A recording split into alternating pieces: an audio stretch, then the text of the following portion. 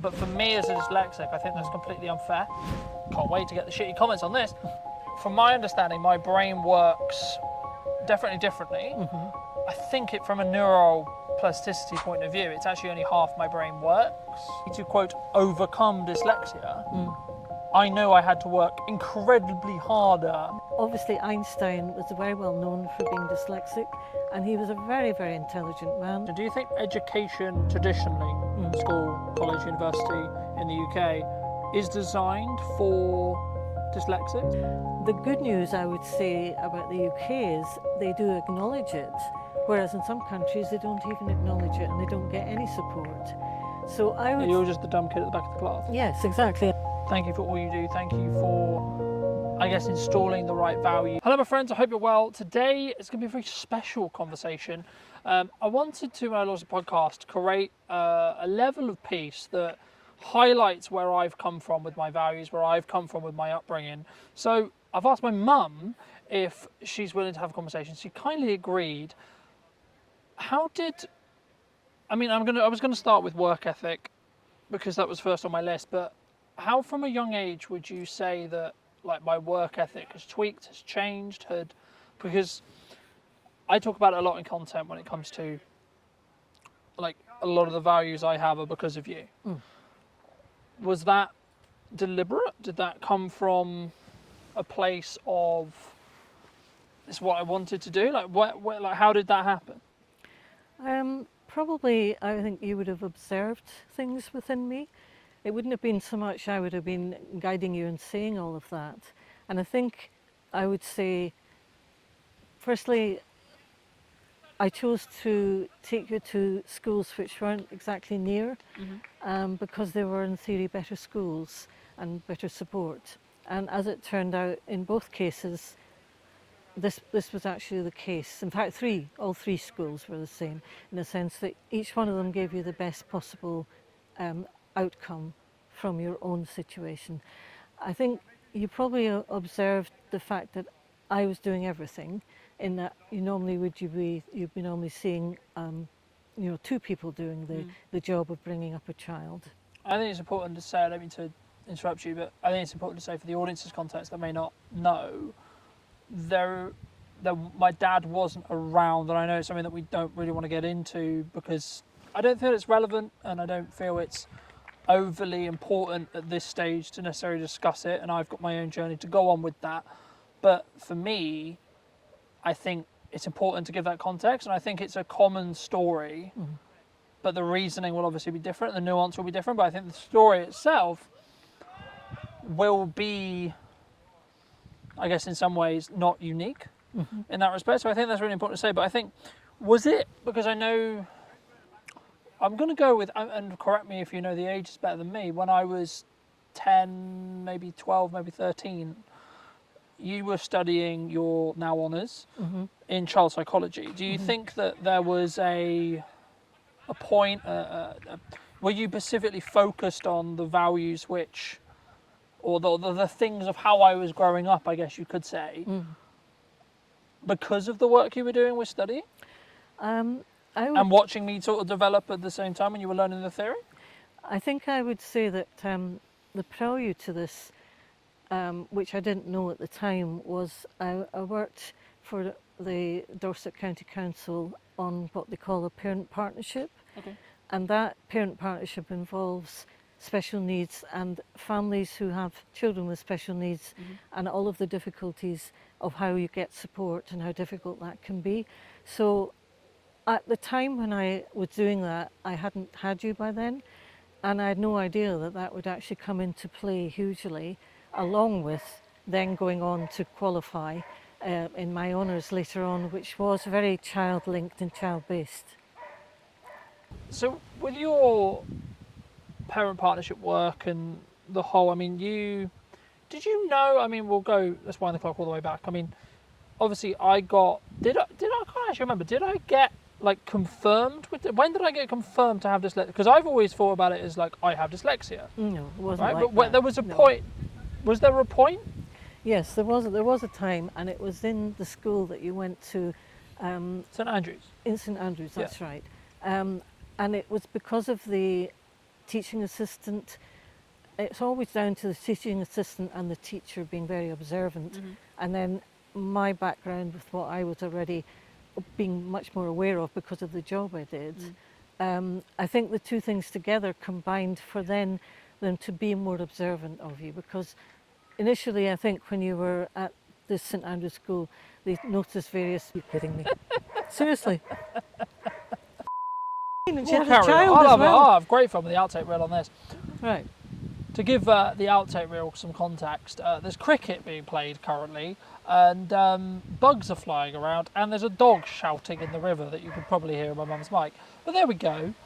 So when was the point where I got, because I remember, because I was very young, right? So I don't remember it fully, but I remember there was a point where you were fighting, or you were coming across, or you were going over and saying, well, like, he does have dyslexia, he needs the bit of paper, or whatever it was, right? I mean, for those who don't know, I mean, how does having dyslexia, like, happen? Well, you see... Like, because obviously you're born with it, but you have to get a piece of paper, or you have to get etc., right? Well, the thing is, when they first realised there was some difficulty, they didn't actually call it dyslexia. Right. They have a way of actually stating that there's some underlying SEN, let's say, issue. And what the key point about it, because of A, what I did, and B, then understanding more as time went on, if they get the child before 7, you know, backed up and supported for what particular SEN they have, you've got a greater chance. So the earlier it is, the better. Yeah. And in your case, I think you were very fortunate because you were fairly young, considering, I mean, first of all, because you were premature, you did go into school a little bit later, which was a good thing. Was that, sorry to cut you off, but was that deliberate? Did you hold me back? No, the system holds you back because you can only go in at a certain point, and because of when you were born at an earlier stage than you should have been, then you missed the entrance time. So based on that, you had another year where at least you got support in a lower key level and not a school level, which was a very helpful thing. But the key point after that was they did pick it up, I would say, 2.5, 3 years into your early schooling. And that is great because you need to do it earlier on than later, because it can be a disadvantage otherwise the longer you go on. But at that point they didn't actually diagnose it as, or they didn't, the word is diagnose, it's not the right word to say, they didn't actually state it was dyslexia. They just said that there was obviously a level of SEN that would need support. Do you think that, I mean, if you have, I know you've done some research on it, and I know that there's some statistics around it, but from my understanding, there's not as many people who are like, yes, you have dyslexia, yes, you are neurodivergent.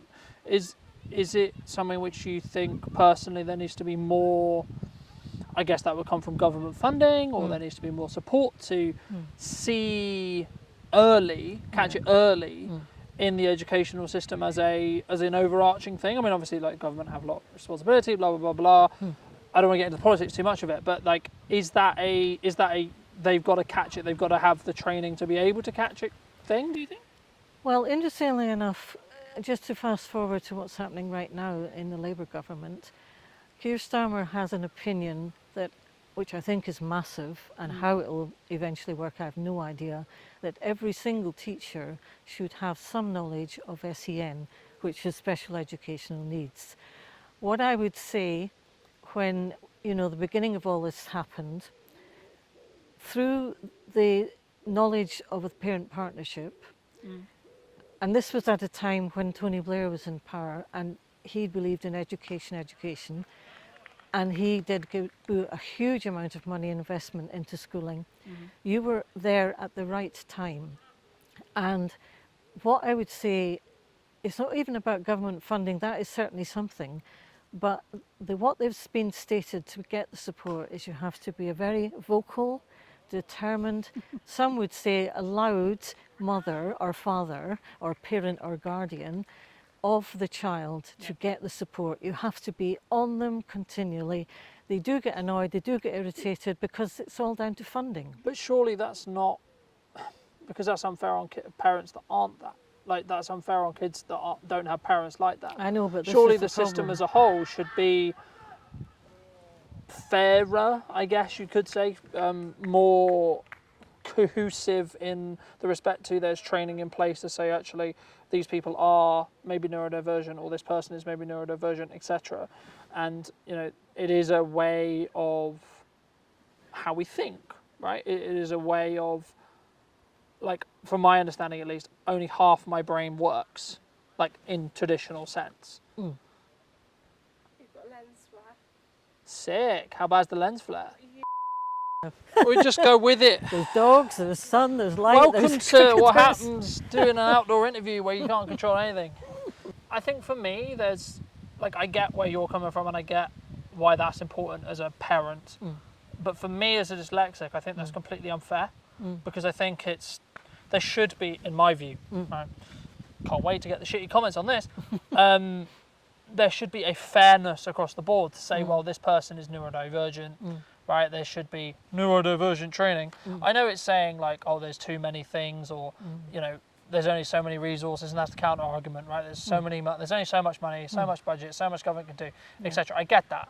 Also, it's not my job to fix it, right? But for those who maybe don't know, and you'll know more than me, from my understanding, my brain works definitely differently, but I think it from a neuroplasticity point of view, it's actually only half my brain works. Like, because I think, if I remember correctly, there was this like diagram, I guess you could say, and it was like when a non-dyslexic brain triggers, then two areas of the brain fire, and mine is only one. Is there a level of, I guess, when you have a dyslexic child or someone with dyslexia or neurodiversity where they, if you know, are they naturally more likely to be entrepreneurial, naturally more likely to have a strong work ethic? Because for me to, quote, overcome dyslexia, I mean, you saw it through school, but I know I had to work incredibly harder than Sally from George, you know, who would maybe have an easier time with English and math. Sure. I mean, firstly, I hear what you're saying, but actually there's been a lot of written detail about the dyslexic brain and what they do say, and this is not about compensation and trying to say somebody's got this now because he's got that, is the evidence is also very clear that your brain can work very differently from the average brain, and you see the larger picture. And they also recently have stated that your type of brain, if you were interested in an alternative career, would be to be a spy, which takes a certain kind of brain. And obviously Einstein was very well known for being dyslexic, and he was a very, very intelligent man. So I would actually look at it in a very different light. For you, as a child growing up through the education system, I think it's a lot harder, very much so. Do you think, I guess it's kind of a linked question, do you think education traditionally, school, college, university in the UK, is designed for dyslexics? Because I found personally, I'm a very strong learner. I'm very able to problem solve. I'm very able to come across, I would hope, well. I can articulate myself quite well, especially when it comes to spoken word. Yeah. But I find, if you're going to go down the road of what do I find challenging, writing was a challenge, reading was a challenge, right? They're less of a challenge, right? I'm very quickly getting to the end of my first actual physical book, quite happy about. But is it just another way of thinking? Is it just another way of like how to learn? I think it is, and I think that would actually take a lot of the sting out of children having to deal with these issues if people were able to see it just as a different way. Teachers have a lot to deal with in general, and therefore it's a huge challenge, but they do get resources financially to help people who have got these difficult differences. The good news, I would say, about the UK is they do acknowledge it, whereas in some countries they don't even acknowledge it and they don't get any support. So I would. You're just the dumb kid at the back of the class. Yes, exactly. I mean, that was. If you go back historically, say because I'm older, obviously, to say my history of my background and somebody who had what you have, they would just be told you're stupid, they can leave school. I mean, it was diabolical, but that's because they didn't have the insight Go eat and the the crayons knowledge. in the corner of the room. Yes, exactly. They just didn't have the knowledge. And I think we are much more aware now, and therefore that's a good thing. And therefore they're able to put the funding into that. But I do say, I know you think it's all wrong that in theory, while you were growing up, it comes down to whoever shouts the loudest and basically pushes. But I'm afraid that is always going to be the case when it comes to these things. I think to an extent that's the survival of the fittest mentality as a family kind of ideology, I guess. Yeah. But I think it's also just from a base level, I think there should be more work done for people to understand, and something that I am seeing in the business world. And I had multiple conversations with multiple people, 2 of which were on the podcast a couple of episodes ago by the time this comes out, about neurodiversity. I interviewed a lady who was very ADHD minded, she's very neurodivergent trained, that kind of thing. And we were talking a lot about and it's kind of what I wanted to lean into, I guess, to an extent, because I remember very clearly there has always been points and always been parts of my life as I was growing up with, obviously with you and etc., where there was this emphasis on self-love, self-belief, self-esteem. In your experience with your friends, your family, etc., is that normal to install that into a child? Because I think that's why one of the reasons why I've come out so well, right? Is because of that constant self-belief, constant pushing, I guess you could say, or that constant reminder that, you know, I need to love myself first before I can love anyone else. Absolutely. I mean, without mentioning age and ageism, I had you by choice very late in life, and I think my wish, because I was so fortunate to have you, was I wanted to put so much into doing the best by you. And also because of my own knowledge of my own experience with life and say my own family with 2 sisters, etc. I'm so aware of the fact that you have to love yourself first, and you have to have a positive view towards yourself, especially in your case where there's extra worries and concerns in schooling and in individual other peers as well. And I think if you have that really strong centre of knowing that you're okay and you've been loved strongly and you love yourself, I think that gives you a greater platform to fight these things, absolutely. Do you think, I mean, I was going to say, do you think that's common, but I know it's not. Bringing up a child and family dynamics are very complex. So much is really behind how these things evolve and don't evolve, I think, really. I think I have my own knowledge of how both my sisters experienced schooling and myself, and I was determined that you wouldn't go through that. But in all honesty, even though I put my heart and soul into it and certainly pushed to get the biggest support, you still have to go through a lot of stuff in schooling, and it's just mixing with other children. So yes, parents and guardians and ordinaries, anybody involved in the child's upbringing, they have to look at it in a sense of how does that person cope with all the difficulties that are out there. And there are some mothers who will either be far too busy, or fathers who are far too busy, or any guardian who may not think about all of that side of things and maybe not give that time and effort. I was very determined, and of course studying may have added to that, because I did study a lot to do with children, where I knew how important it was. I'm not sure the school necessarily found it helpful, especially secondary school.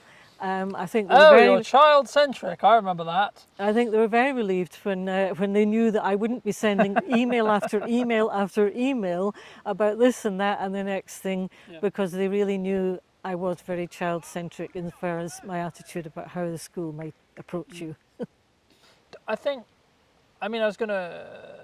so they were installed from really early on. I know the answer to this, but for the sake of the conversation, do you think the people who maybe didn't have the correct upbringing from a psychology point of view, we know that the first 0 to 7, they're children, people, humans, are sensory sponges.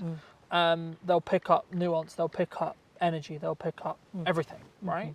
I mean, do you think that until someone works on healing on that, or they look to work on that, that can, if they don't, lean into I'll use the term, keeping up with the Joneses-esque like career path, or they maybe get in a job and they get the big house and they get the big car, and because obviously a lot of people who potentially are watching this or potentially consuming this are in the business world, and I think a lot of people sometimes they work in C-suite, they work in upper corporates for maybe some of the wrong reasons, right? Maybe they're looking to push not just because they're passionate about trying to make a difference, but once they have the mortgage, once they have the phone, once they have the big car, once they have the financial commitments, they're forced into, I have to stay here because I need to have the money coming in so I can pay for the big house and so on. I mean, to phrase it into a question, is it something that is linked, would you say, between like the lack of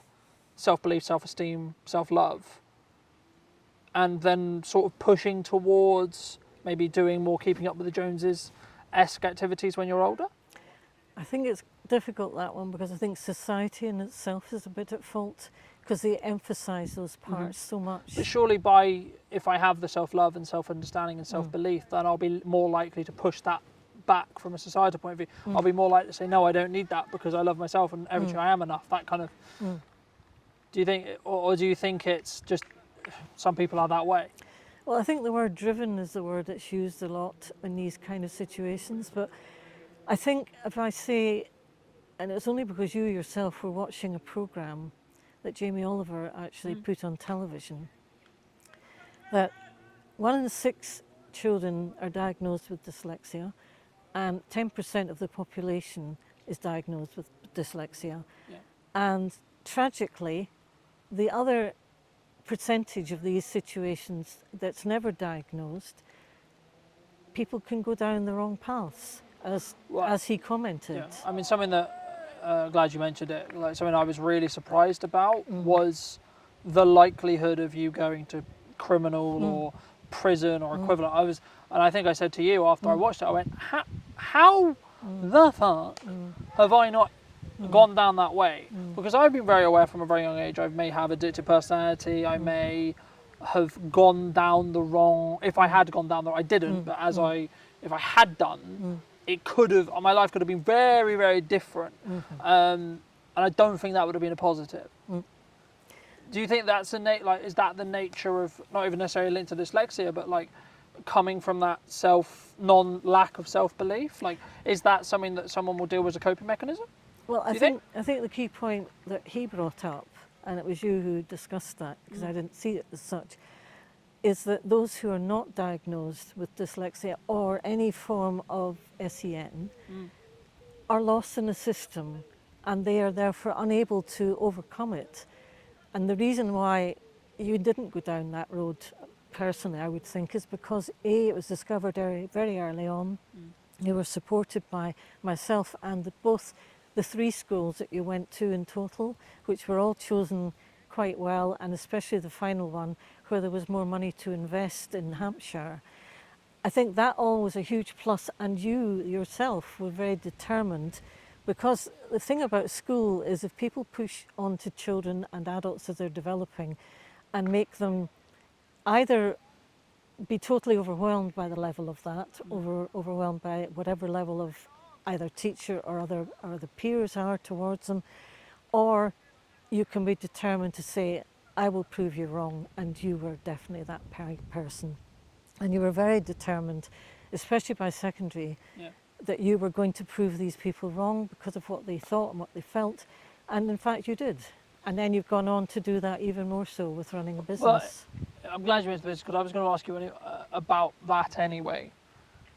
How was, from your perspective, and something I'm interested to hear is like how it's been for you, because obviously you've seen it from an idea in my head to now full-fledged career, full-fledged business that, touch wood, will continue to grow to strength, outside of a couple of outcrop of years, right? I've talked about that in content, I won't go into it now, but how has that been? Like, how's it been? It's been really encouraging for me to see, because as I've just explained, I think if you hadn't had all of the positive support, it'd be very easy to go down some other road. Or do you think it was the reason maybe why I did it? Because I had that constant focus? Well, I think there's twofold reasons. I think you did try some of the other types of jobs early on to get experience, and I think you found it pretty difficult to be told what to do and to sort of to sort of you know do the right thing, let's say, by bosses, etc. I think there, I mean, specifically, it was the hypocriticalness of I'm going to say something, and then I'm going to do the different. I'm going to be different. I'm going to do differently.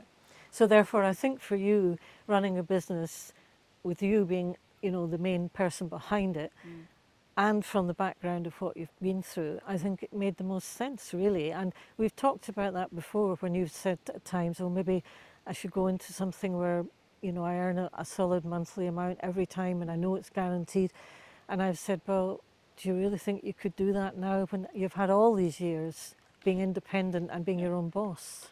I think it's common to say, I think people find it very common to say that there is a level of you're unemployable, right? The kind of cliche thing to say is like, oh, if you work for yourself, you become unemployable. But I think actually it requires, and I think this is like a shift in how people are working now. I think the generations below me coming up, but also even maybe my age roughly, are more ballsy, you could say.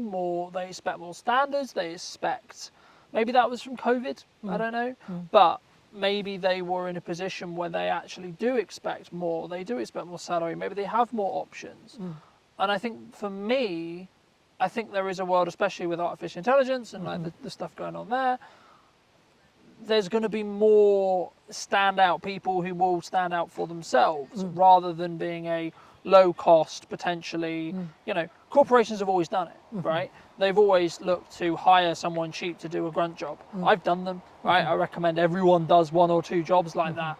But I think for me, I mean, I don't know the numbers, but I know that there's a huge number of entrepreneurs that are dyslexic or ADHD or some form of neurodivergentness as a whole. And I think that that's part of the way we think, perhaps. I think that's part of the way that how we problem solve. I mean, one of the I guess the silver linings to dyslexia is being able to problem solve. And I drive my partner mad because I constantly have all these other ideas, but for me, I'm constantly trying to fix problems about, there's this cash flow problem, or I'm planning to do this, I'm trying to develop and change. I mean, you've seen, I hate saying it because like turbulent times in the economy, right? You could say anything's happening, geopolitics, anything's happening in the economy, but have you seen me develop a level of resilience through the nearly 10 years that I've run the company? Like, as it got stronger as I grew? I think so, because I mean, you couldn't have recovered from, in our case, the Novichok situation. Then we have COVID. Then we have the situation of the instability in the economy, and now dominated particularly by Donald Trump, Mary mentioned, which have all ripple effects on businesses. And I think if you hadn't been determined to overcome every single issue that came along, you wouldn't still be running the business. You've had to think differently, diversify. But if you think about the people who have got these SEN or dyslexic issues, Richard Branson's one, he runs his own business, and obviously Jamie Oliver, who we've mentioned earlier. Many of these people do work for themselves because they know how to work well for themselves, and it's probably harder to work for a system. Also, that it's like getting a square peg in a round hole. I don't think we are designed that way as dyslexic, as neurodivergent. What advice would you give to other parents who are maybe seeing, I'll say, signs, concerns about in their children that they're maybe they are neurodivergent, maybe they're not neurodivergent, they're not sure. What advice would you give to those people? Well, it all comes down to the education system itself. Dare I mention politics and say, well, the Tories were in power. They cut an awful lot of support for the special education side. And therefore, any parent who was having to really fight for their child then, or any guardian, I would say that would be a really tough time. Under Tony Blair, which were again much further back, was a very good time because he was putting so many, a lot of money into the resources. But what I would say out with that, if depending on the area you live in, there is such a thing as a parent partnership, the reason for them are if anybody does have concerns that they may think their child has got other issues, whatever that may be, it could be attention deficit disorder, it could be a multitude of things, they are your first port to go to. They are the first people to make contact with as long as they still exist in the area that you're in. And you can talk to them with no money involved, just indirectly saying, look, I'm a bit concerned about my child with their education at the moment. I'm not sure if there's something that I need to get support with. But they will talk you through all of the different things you need to do and how you do need to keep up on the system and constantly keep abreast of everything. Even in tougher times, I mean, right now, this government is in theory going to put more money in the SEN side. He said he wants most teachers to understand it, which is huge. And if that's the case, then as a parent, go to the parent partnership, go to the school. Often the TA, if they still have them, are very much easier to approach than the teacher, who's obviously got a lot more responsibility, and or the head of the school. But if need to be, and if you're very determined, you go all the way right up to the top and you do what you can without annoying them enough to put them off. But you need to be very determined, whether there was support financially, because during the time when you were in school, there was that support, and Tony Blair put a lot of money into education, including that side. But even then, I had to really pursue it and be very strong about it, and very determined and not give up. So you need to do your best, and not everybody has that ability. So that's why I would suggest you go to the parent partnership if they still do exist, because they are the first port of call to have an informal discussion with them about these things. Do you think, I mean, you are wiser, perhaps you could say, than me, for obvious reasons. I mean, what advice potentially would you give to someone who's my age now with the life experience you have? In what respect? To mean to do to with... them anyway, like maybe they're on the fence about, do I start a business, do I take the risk, do I take the job, do I go and move to America, do I go and take the opportunity, do I go and travel, like wherever it is that they're on the fence about.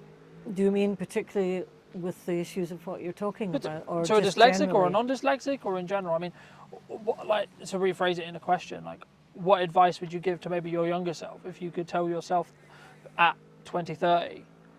What the advice that you've gained across the years that you've got now that you could impart onto the 20-year-old, the 30-year-old you, the 40-year-old you? Well, for myself, obviously, I did everything differently in a sense to most people anyway. I did things later in life, including my education later in life. But for yourself, I think with you being involved in running a business, you can do that anywhere. And now, particularly as you said, following COVID, where a lot of people work from home more than they used to, then you're really in an ideal position to evolve and develop that running your business. I don't think there'll be anything. Do you think new. young people are less likely to regret stuff that they maybe won't do? Like, I've always been of the view personally that actually, like with the business, for example, with me, I took the leap because actually it was a very safe leap for me to, like, worst case scenario, I take the leap, it all goes to shit. Okay, well, I'm still going to have a house to live in, and I have to eat my pride and go get a job. Oh no! Do you think that's why people don't, would you say people should take the risk when they're younger? I think certainly it's better Because it's easier? It's better to do it when you don't have extra responsibilities. I would say that with very case, definitely.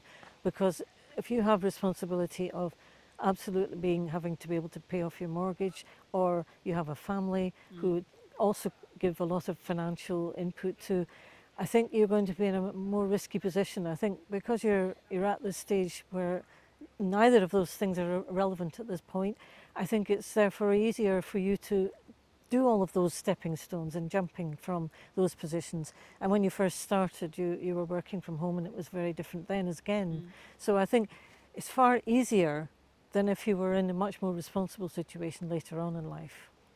So I wouldn't think it was any way to feel regretful. I think it's the best thing, especially with somebody like yourself, to go that route, definitely. So anything else you want to mention? Oh, We just haven't touched on? to say that, considering everything, considering all of the background and, perhaps the lack of a real male role model, I think you've done exceptionally well in every sense, to do with your business and about your own self-worth beyond all of that. Well, thank you for all you do. Thank you for, I guess, installing the right values into me from a young age and continuing to allow me to have those. And if you took some value from this conversation and you